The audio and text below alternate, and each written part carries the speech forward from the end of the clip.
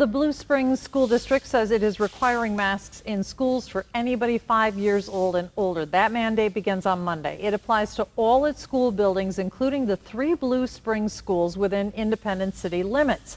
The Blue Springs School District says parents can expect policies to shift throughout the upcoming school year. Kansas Congresswoman Sharice Davids is testing positive for COVID-19 even as she has been fully vaccinated.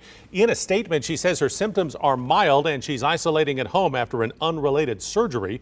Davids says she has followed CDC guidelines throughout the pandemic and encourages everyone to get the vaccine. The chief medical officers of some Kansas City hospitals say the COVID surge is maxing out their healthcare systems. Staffs are busy and tired. Some local hospitals report their beds are full and they're turning away transfers. It is why they want everyone to wear a mask and limit the spread of COVID-19. Vaccination is the long-term answer to get out of this pandemic. Masking is the short-term answer to keep us all safe. Dr. Stites also predicts the FDA will give full approval to the Pfizer vaccine on or around September 1st. All 3 vaccines are being used under emergency authority now. Ambulance strike teams are coming to Kansas City, Missouri. Governor Mike Parson deployed them this afternoon. 30 ambulances and 60 healthcare workers arrived in 5 different regions across the state today. The ambulances will triple the state's transporting capacity, helping hospitals that are overwhelmed with a recent uptick in COVID patients. The U.S. has reached an important milestone. Half of the U.S. population is now vaccinated against COVID-19. And it's happening as the Delta variant has caused an explosion of new cases. The vast majority of people sick enough to be in a hospital are unvaccinated. Some of those people are now wishing they'd gotten the vaccine.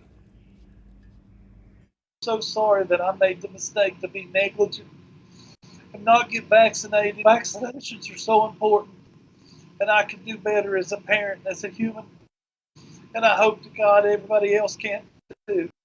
More than 2/3 of Americans live in a county with high transmission of the virus. And starting tonight, only fully vaccinated people can attend shows at the KC Improv Company in Westport. It's a decision the owner says was a difficult one. KMBC 9's Alan Shope tells us the show can't go on with performers wearing masks. It might be the funniest spot in Westport on a Friday night. Trying to get from the kitchen to the bedroom. Only there are a few things funny about a virus and a mask mandate. For me, it's not a political issue, it's a health issue. So everyone in this room only gets in if they're fully vaccinated. We don't require everyone to be vaccinated, then everyone in the room has to wear masks, including the talent on the stage. Tim says that's no way to put on a show full of improv. So folks coming to the show have to bring their vaccination card. We gave back a whole bunch of refunds. The KC Improv Company has been reopened since late June. Friday night was the first time they had to turn people away. They say that's a tough thing to do when you count on the crowd to keep the business going. But add it's also the quality of the show that keeps the doors open. And if you're performing, but you're wearing a mask, you can't hear me very well, we don't want to put on a show like that. Tim says pre-pandemic capacity was about 100 people. Now it's just over 60. That's why every ticket sold is critical. But more importantly, he says it's about the safety of the patrons and performers. Good old days, we'd pack the crowd in here, and those things are not good for spread of a virus. Wasn't a second thought for me. Well, I was actually excited. I had to show my vaccination. So for now, as long as you've been vaccinated, the improv goes on. In Westport, Alan Shope, KMBC 9 News.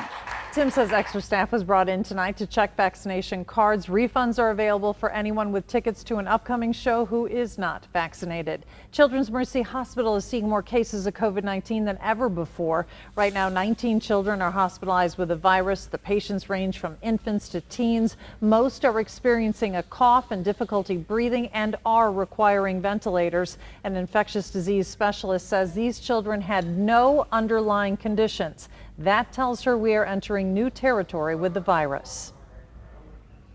What I want parents to know is that COVID-19 can absolutely make children sick. Unfortunately, COVID-19 can put previously healthy children in the hospital with severe disease, and that we have mitigation strategies that work. While some are too young to get the vaccine, Dr. Schuster recommends everyone around them get vaccinated to add a layer of protection. She believes masking and good hygiene are also effective in limiting outbreaks among children. Since the beginning of July, Missouri's positivity rate has gone from 8 to 15% of COVID tests coming back positive. The Kansas rate is now 8.8%, also up since July 2nd. And a reminder, Jackson County's new mask mandate takes effect on Monday. Anyone 5 and older has to wear a mask in indoor public spaces, regardless of vaccination status. The county mandate will run for 30 days. The Platte County Health Department has decided not to issue a mask mandate. It's opting for a recommendation instead. Customers at Hairs to You salon in Parkville can choose to wear a mask. And since Platte County issued a mask recommendation and not a mandate, the decision will continue to be up to businesses.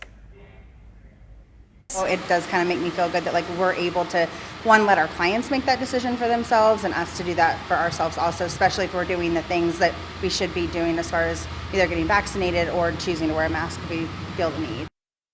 Parkville Coffee and some other businesses are still requiring masks. Platte County officials do recommend everyone age 5 and up wear a mask regardless of vaccination status. People are celebrating summer tonight and helping others in the process. Outreach International held a grand reopening of its outreach event space in the city's Crossroads area.